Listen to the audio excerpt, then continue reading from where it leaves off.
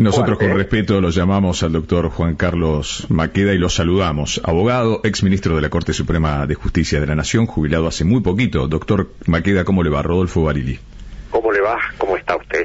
¿Cómo anda? Bueno, aquí nos sorprende Ariel con un off que tenía de hace un ratito nada más de este trato, ¿no? De llamarlo cómplice de algunas decisiones, incluso de llamarlo jubilado o que no importan sus declaraciones. Bueno, un jubilado soy, y con respecto a eso de cómplice que dicen ellos, no lo comparto totalmente, pero están en todo el derecho de decirlo. Yo estoy de acuerdo con la libertad de expresión en todo sentido. Como decía Voltaire, puedo no compartir nunca tus conceptos, pero podría dar la vida para que los pudieras decir, ¿no? ¿Y cómo le resulta, doctor Maqueda, el nombramiento vía decreto, el camino que tomó el gobierno nacional por los reemplazantes de esos dos jueces que faltan? Uno, el que ocupa su lugar, su cargo. Sí. A mí me lo preguntaron ya con anterioridad y yo lo definí como que me pareció horrible el decreto o la designación por decreto, salvando la persona de los jueces, que en esto no tiene nada que ver. Lo que me parece horrible es la actitud del Poder Ejecutivo, del Presidente de la Nación, que a 3 días de que comiencen las sesiones ordinarias y que el Congreso pueda seguir tratando los pliegos, toma la decisión de sacarlos por decreto y se pone al borde de una inconstitucionalidad. Porque el mecanismo que estableció la Constitución Nacional es el mecanismo que se refleja en el artículo 99, inciso 4, que es el natural. El presidente de la Nación designa a los integrantes de la Corte Suprema y necesita enviarlo al Senado y que el Senado, por 2/3 partes de sus miembros, le dé el acuerdo, ya esta última parte incorporada en la reforma de 1994. Yo creo que hacer un gambito y dejar de lado esto para basarse en otro artículo de la Constitución que es muy viejo, que data de la reforma de 1860, de la época en que no existían los ferrocarriles, que no existían los aviones, que no existían ninguno de los modernos medios de transporte que hay hoy, y donde el Congreso funcionaba solamente durante 5 meses y el resto tenía que tener el presidente a mano para tomar una decisión de urgencia, un instrumento como el que le dio la Constitución en 1860, que le permitía nombrar por un decreto a los miembros de la Corte. Me parece que no es este el caso. Acá durante el año pasado hemos visto que se debatió en el Congreso durante mucho tiempo, se hicieron audiencias públicas, se televisaron y se debatió durante mucho tiempo los pliegos. Tal es así que se habilitaron las sesiones extraordinarias. Se han estado tratando los pliegos hasta ahora mismo. Entonces yo no encuentro cuál es la razón para hacer este gambito y saltar el procedimiento normal y designarlos por decreto. El argumento que usa el Poder Ejecutivo en su comunicado y en el decreto es de que ya pasó demasiado tiempo y que no llegó a ninguna conclusión el Senado. La verdad es que yo en esto, así como he sido defensor de la Corte en su momento y soy defensor de las instituciones en general, y cuando tengo que defender al Poder Ejecutivo lo defiendo, yo lo que creo sinceramente que esto es mancillar las instituciones democráticas, en este caso el procedimiento que establece la Constitución, y al Senado de la Nación, que es en este caso quien tiene que dar el acuerdo. Con 3 días de diferencia no se pueden justificar cosas de este estilo. Ahora, bueno, hoy esa es mi opinión. La Corte le tomó juramento a García Mansilla. ¿Cree que le tomará juramento al hijo que ha pedido una licencia y le ha sido otorgada? O sea, ¿no deja de ser un juez? Son dos cosas distintas.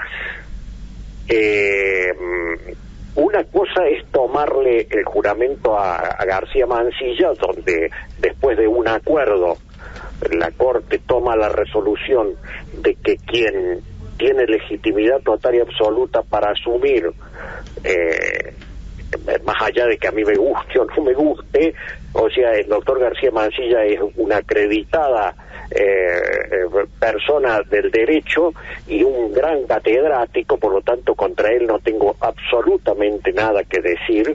Tampoco tengo nada que decir en contra del hijo, y yo tampoco tengo nada que decir en contra de los otros jueces de la Corte. Si la Corte toma la decisión de tomarle juramento al doctor García Mansilla es porque están acreditadas todas las credenciales de legitimidad y de legalidad para que así se haga, y eso está muy bien. Lo del juez Lijo es más complicado, porque yo en los 22 años que estuve en la Corte no tuve ninguna situación como la del juez Lijo, que siendo juez de primera instancia llega en este momento a la Corte a través de un decreto.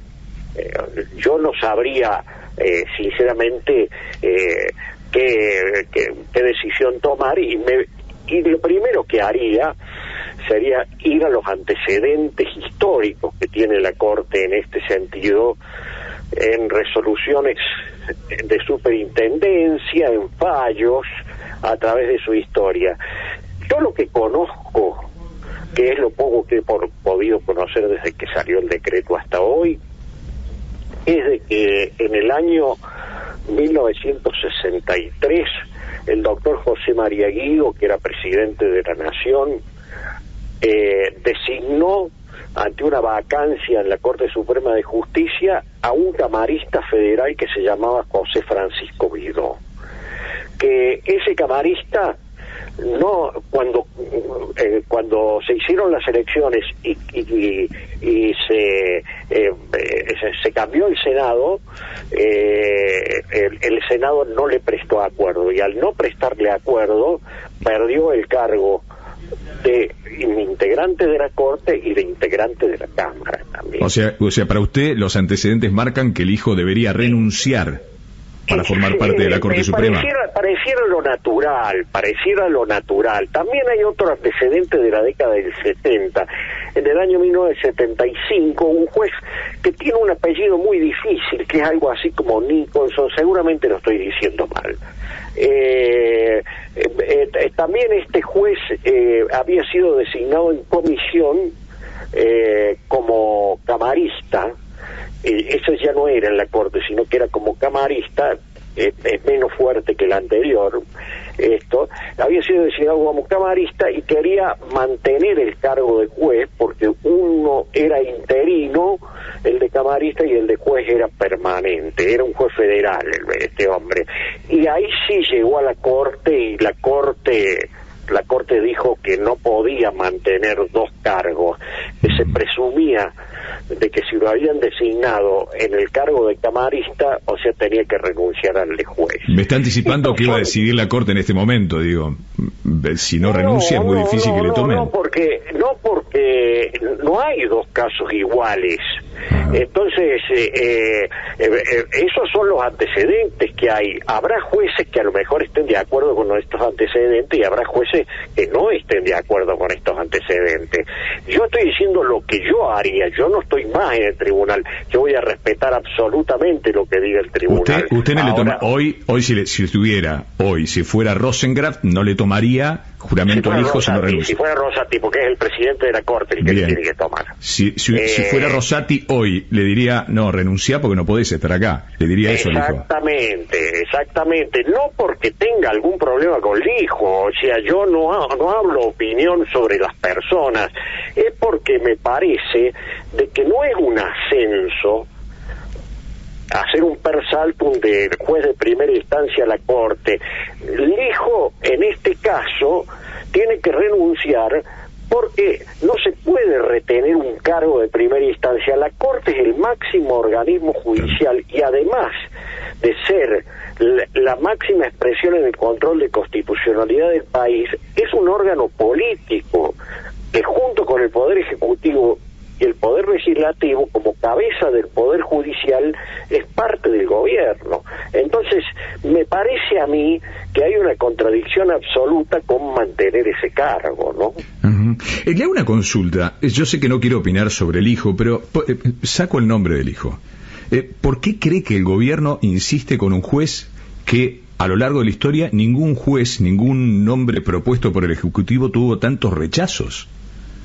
No, yo eso no se lo sé decir. Lo que sí yo veo es que el gobierno ha insistido en el nombramiento de los dos jueces a 3 días de la apertura de las sesiones ordinarias, con el sentido de armar un escándalo que tape otro escándalo político. Porque yo me imagino que los senadores e inclusive los diputados defenderán al Congreso, que es lo que estoy defendiendo yo en este momento, las atribuciones del Congreso, en este caso específico de la Cámara de Senadores, de poder darle el acuerdo al Senado como manda la Constitución. Si la reforma constitucional de 1994 quiso que se llevara el número de votos que se necesitaban para confirmar un juez de la Corte de la mitad más 1, como era antes, a 2/3, es porque realmente consideró que era muy importante la participación del Senado en la designación del miembro de la Corte. Y de hecho, con este mecanismo, el gobierno no puede ignorar que está soslayando total y absolutamente al Senado y al Congreso, porque es una operación compleja, no es una operación simple que el presidente decide por sí mismo. El presidente decide, pero el Senado le tiene que dar el acuerdo. Y el gobierno solamente se excusa con esto diciendo con que el decreto es por parte del presidente porque el Senado no lo trató. Pero ¿y dónde está eso en la Constitución? El Senado puede seguirlo tratando en las sesiones ordinarias que empiezan dentro de 3 días. Ahora, ¿legalmente es sí o no? Perdone que insiste en algo tan simple. ¿Lo que hizo el gobierno es legal, sí o no? Puede ser legal, porque muchos constitucionalistas se inclinan con que es legal porque está esa opción para el periodo donde no está en funcionamiento el Congreso. Ahora, la realidad es de que la Constitución hay que leerla en un conjunto. Es un sistema de normas, no es una norma que está sola, y hay que leerla en el marco de la realidad en la cual se aplica. Y doctor, ¿qué pasaría? Sí. ¿Qué pasaría, doctor Maqueda, si mañana el Senado rechaza los pliegos? ¿Podrían llegar, como dice el gobierno, ejerciendo hasta el 30 de noviembre o automáticamente caería la designación? No, también esa interpretación de parte del gobierno de que obligatoriamente tienen que estar hasta el 30 de noviembre es una interpretación subjetiva de parte de ellos y un poco antojadiza. El Senado desde el 1 de marzo hasta que terminen las sesiones ordinarias del 30 de noviembre no necesita de otra cosa que su voluntad para tratar los pliegos, para aprobarlos o para rechazarlos. O sea que lo puede, a la pregunta suya, lo puede rechazar tranquilamente. ¿Y ahí automáticamente caería la designación? Hay jurisprudencia en ese sentido. Hay jurisprudencia en ese sentido. Y claro, por supuesto. ¿Le hubiera gustado seguir en la Corte? No. Yo tuve oportunidad para hacerlo a esto antes de tomar una decisión, o sea, 9 meses antes, 10 meses antes, me notificaron que iba a ser reemplazado por el doctor García Mansilla. Desde ese momento, que a mí me agarró de sorpresa, yo me olvidé totalmente de seguir en la Corte. Yo creo que hay que cumplir la Constitución al pie de la letra y me parece lo más lógico. Yo en ese tiempo, como habitualmente se hace en esos 10 meses finales o en esos 12 meses finales, podría haber evaluado si el presidente iba a querer mandar mi pliego de nuevo y si el Senado iba a querer aprobar mi pliego de nuevo. No llegué a hacerlo. No llegué a hacerlo porque en una actitud insólita, porque no se había hecho nunca antes, me avisaron 9, 10 meses antes que me tenía que ir. Y me fui muy contento, me fui muy bien. Uh-huh. La verdad es que no tengo ningún deseo de volver. Y si yo le pregunto cuál es la relación, si puede calificar la relación de este gobierno con la Corte Suprema, ¿qué palabra elige para calificarla? Tirante. Es una relación tirante. Pero que no porque lo busque la Corte, ¿no? O sea, en el tiempo que estuve yo, o sea, hasta el 29 de diciembre de este año. En ese término, ahora han pasado muchas cosas y yo estoy totalmente al margen. O sea, ni siquiera tengo otra información que no sea la de los medios de comunicación. Al 29 de diciembre era una relación distante y quizá tirante. Solamente se hablaba con el gobierno los temas que hacían al funcionamiento normal de la Corte en un año de muchísima inflación, como era el ajuste de los sueldos, por ejemplo. ¿Se arrepiente de algo? Uno siempre tiene que arrepentirse. ¿Pero de algún fallo, de algo de estos años? No lo tengo en la cabeza, pero seguramente que me voy a arrepentir de algún fallo. La verdad es que esta pregunta no me la esperaba nunca, así que no sé en este momento, quizá en otro momento se lo pueda decir repasando los fallos, pero seguramente no. Yo creo que no somos infalibles como hombres y que nos equivocamos permanentemente, ¿no? O sea, seguramente que me voy a arrepentir de alguno, pero no tengo el nombre del fallo en el cual me puedo arrepentir en este momento. El gobierno con el que peor la pasó como ministro de la Corte Suprema. Con el de Alberto Fernández. O sea, tuvimos, se inauguró el año 2023 con el presidente anunciando un pedido de juicio político para la Corte y bueno, fue un año muy intenso el del pedido de juicio político. Cuando escucha a Cristina Fernández o personas de su entorno decir que la Corte es parte del lawfare, Maqueda, ¿qué sentía en ese momento? Bueno, el lawfare es una teoría que es muy usada por los sectores políticos que tienen que rendir cuenta ante la justicia, pero no es el desarrollo de una doctrina o de una teoría que haya arraigado en el mundo. O sea, yo entiendo que eso se use como una excusa ante la imposibilidad de tener una defensa jurídica. Esto se usa como una defensa política. Entonces nos quieren politizar a nosotros, a los que estábamos antes, o sea, quieren politizar a la Corte en ese sentido y ponerla en igualdad de condiciones, discutiendo una cuestión política y no los temas jurídicos que discute la Corte. Doctor Maqueda, con su generosidad y agradeciéndolo, quiero que le haga una pregunta a cada compañero de mesa. Para nosotros es un real honor que usted esté dedicándonos unos minutos. No, el honor es mío. Adrián Simeoni le va a hacer una consulta, doctor. Gracias. Cómo no. Gracias a usted. Maqueda, ¿qué tal? Muchísimas gracias. ¿Qué tal? Usted que está adentro, ha estado adentro, conoce a todos los personajes. Estaba, sí, porque pero, mire que han pasado muchas cosas. No se haga pobre, Maqueda, no se haga pobre. En este país en 2 meses vuelve a insistir, doctor Maqueda, que han pasado muchas cosas. En 2 meses nada más. Sí, pero los personajes están dando vueltas hace mucho, usted los conoce bien, conoce a sus pares. ¿Por qué la tosudez de Milei con Lijo? Usted votó alguna idea, pero hay gente que dice que es para buscar impunidad, otra que dice es para que satisfacer las ansias de poder de Lorenzetti, otros dicen que es para tener una corte que apoye las reformas que Milei quiere hacer.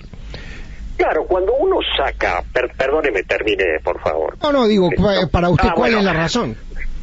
Cuando uno saca una decisión tan trascendente como nombrar los jueces de la Corte por decreto 3 días antes de que comiencen las sesiones ordinarias, cualquiera de los 3 aspectos que usted ha mencionado, o los 3 juntos, pueden ser parte de esto. O sea, esto da lugar a muchas especulaciones, y justamente eso era lo que yo estaba diciendo. Es un verdadero escándalo. Entonces es un escándalo para tapar otro escándalo. Estas cosas se usan en política. Pero usted dice que el gobierno está tapando con con esta designación el escándalo cripto, por ejemplo, doctor. Sí. Pero, doctor, los impulsaba muchísimos antes de este escándalo al hijo y a... Pero no sacó un decreto a 3 días antes de las sesiones ordinarias. Hasta ahí venía todo bien. O sea, era un tratamiento en el Senado, era un tire y afloje, como son todas las cosas en la negociación política. Hasta ahí va todo bien.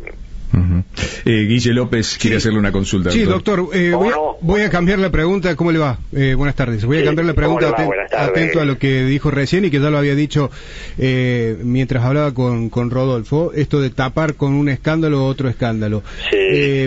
Lo del CryptoGate, ¿para usted es un escándalo político o el gobierno intenta taparlo porque puede haber algún delito allí? Bueno, lo del delito lo va a determinar el fiscal que está investigando y la doctora Servini de Cubría, que es quien tiene a su cargo este tema. O sea, no me corresponde a mí del delito. Ahora, que es un escándalo político, es un escándalo político y se convirtió en un escándalo político a pesar del gobierno, porque realmente fue un acto de irresponsabilidad por parte del presidente haber participado de ese hecho. Doctor Maqueda, para liberarlo, ¿cuánto tiene de política la Corte? Y la Corte, en cada fallo que saca la Corte, está haciendo un pronunciamiento político, porque la forma de expedirse de la Corte es la sentencia, así como la del Congreso es la ley, o la del presidente es el decreto. La Corte tiene la sentencia. Entonces las sentencias siempre van a tener una interpretación política, más allá de que la Corte se haya querido ajustar siempre a lo jurídico. Lo político está presente. ¿Y cuánto pesa la jurisprudencia de la mismísima Corte con el entorno político y el momento político de la Argentina? Pesa muchísimo. Pesa muchísimo la jurisprudencia de la Corte, porque la jurisprudencia de la Corte generalmente no se cambia por hechos políticos, sino que se cambia cuando cambia la realidad del mundo, ¿no? Para tomar un ejemplo que no es nuestro, que es norteamericano y que es universal, quizá el fallo más famoso del siglo XX de la Corte norteamericana, que se la conoció como la Corte Warren, fue el fallo Brown, que era lo que permitía que un hombre negro y un hombre blanco fueran a la misma universidad y al mismo colegio, y al mismo tiempo terminaba con la discriminación racial que venía desde hacía 100 años, cuando la Corte había fallado que eran iguales, pero que tenían que educarse en establecimientos distintos, y había establecimientos para blancos y establecimientos para negros. Estas cosas que cambian la realidad social son las que llevan generalmente a cambiar la jurisprudencia de la Corte. Ariel Rodríguez, que fue quien tenía el off recién sobre lo que dice el gobierno sobre usted, quiere hacerle una pregunta antes de despedirlo, doctor Maqueda. No. Ariel. ¿Cómo no? Gracias, Rodo. ¿Cómo le va, doctor Maqueda? Muy buenas tardes. ¿Cómo está usted? Muy bien, le agradezco por permitirme hacerle una pregunta, y ya que voy a hacerle una pregunta, me voy a abusar, le voy a hacer 2 preguntas. Primero, un tema que está muy en boga es el tema de la inseguridad en nuestro país y la discusión sobre la baja de la imputabilidad. Me gustaría saber, su punto de vista sobre esta situación, porque hay muchos menores involucrados cada vez más en situaciones muy dramáticas en nuestro país. Y segundo, un tema que atañe a su provincia y a mis compañeros también, que tiene que ver con la resolución por la caja de jubilaciones en Córdoba, también un conflicto de larga data que no se está resolviendo. ¿Cree usted que puede haber novedades este año sobre ese tema? Vamos a empezar por el segundo tema, porque es el que yo he tenido que tratar cuando he sido juez. El tema de la caja de jubilaciones de Córdoba, eso es un tema que está dentro de lo que la Corte ha denominado el federalismo fiscal, y que dio lugar a un fallo de la Corte en el año 2015 que cambió la jurisprudencia de la Corte y hizo a la Corte participar de los temas de federalismo fiscal. Yo creo que la Corte lo puede tratar en cualquier momento a ese tema. Lleva tiempo el procedimiento, pero es un tema no solo de la caja de jubilaciones de Córdoba, sino de todas las cajas de jubilaciones que no han sido transferidas. Es un tema que la Corte en algún momento lo va a tener que tratar, y yo sería un audaz si le dijera a usted de que va a ser tratado este año. Yo directamente no tengo ni la menor idea si puede ser tratado o no este año. Eso va a ser una decisión de los jueces en un acuerdo. ¿Y sobre la baja de la edad y la imputabilidad? Sobre la baja. Bueno, me parece que estamos en un tema límite, como el que yo le decía, el ejemplo que yo le estaba dando de Estados Unidos. De Estados Unidos, ¿no? O sea, hoy lo primero que yo haría sería establecer a nivel nacional lo que existe en algunas provincias, que es un régimen penal juvenil. Argentina no lo tiene a nivel nacional. Y dentro de ese régimen penal juvenil se puede tratar este tema, se debe tratar este tema de la baja de la edad de la imputabilidad. Y bueno, allí habría que atenerse a todos los datos precisos que está dando la realidad de hoy, que parece mostrar que la baja de imputabilidad, a pesar de que yo nunca la compartí, hoy parece mostrarse científicamente de que es necesario para los temas de inseguridad, ¿no? Mejor dicho, para la reforma del Código Penal, que es una parte de los temas de inseguridad, que es la última parte, porque la justicia llega en estos temas cuando ya los delitos estén cometidos, ¿no? Claro. Pensar que se va a bajar la edad de imputabilidad a los 14 años, como se está hablando ahora, en lugar de los 16, y que eso va a disminuir drásticamente los delitos, a mí me parece una ingenuidad. Doctor, claro, si no viene acompañado de otras medidas. De otras medidas que tengan que ver fundamentalmente con la seguridad y no con la legislación. Hay alguien que cree que la legislación actúa mágicamente, y no actúa mágicamente. Uh-huh. ¿Y cuál cree realmente? Las encuestas le dan muy mal a la justicia. ¿Qué es la imagen? Sí. Y por qué la gente, la ciudadanía, tiene la sensación, no una vez, muchísimas veces, que la justicia no está donde tiene que estar. Yo siempre digo que solemos tratar los medios, los problemas de Comodoro Pi, pero la que le jode la vida a la gente es la justicia, la gente de a pie, la justicia de acá a la vuelta, la que no la atiende, la que no le resuelve los problemas. ¿Por qué? ¿Por qué, doctor? Bueno, hay un fenómeno, ¿no? En la misma medida en que hay desde hace mucho tiempo un bajo concepto de la justicia en general, en la misma medida también se multiplican los casos que llegan a la justicia, cosa muy rara, porque si yo desconfío de alguien no voy a ir a litigar ante esa persona. Yo lo que creo es que la justicia tiene un ritmo que es inevitable, que lo lleva, ese ritmo que tiene la justicia la lleva a tener una lógica, que es la lógica de la certeza, o el acercarse lo máximo posible a la certeza, y es una lógica totalmente distinta de la que tiene el hombre de a pie, que vio que sucedió un asesinato y que quiere una solución ya. Y bueno, me parece de que todo eso lleva su tiempo, y la justicia que yo he vivido en estos 22 años tiene códigos que exigen que lleve su tiempo, ¿no? Se podrán hacer cosas para cortarlo, a lo mejor la inteligencia artificial puede, yo digo puede porque desconozco totalmente con respecto a la inteligencia artificial, pero puede en el futuro dar soluciones más rápidas a temas que demoran, pero siempre va a haber detrás de eso una persona, siempre va a haber detrás de eso un juez, siempre va a haber detrás de eso un fiscal que necesitan su tiempo para actuar.